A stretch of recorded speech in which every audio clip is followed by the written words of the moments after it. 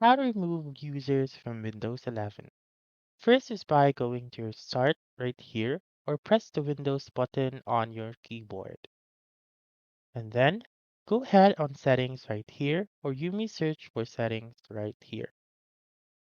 Then go to Accounts by clicking on Accounts right here and scroll down until you can see Other Users under the Account Settings section.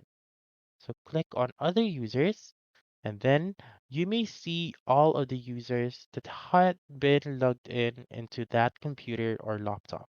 And then you should simply click on that user, for example, and then read the text that you have right there.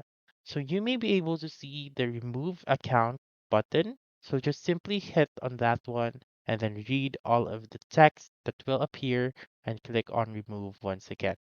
If it asks you to input the password, then you may do so by entering the password that you have, and then there you go.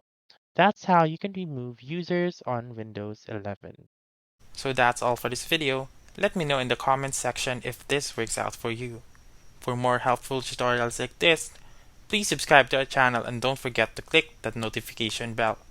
Thank you for watching and have a wonderful day.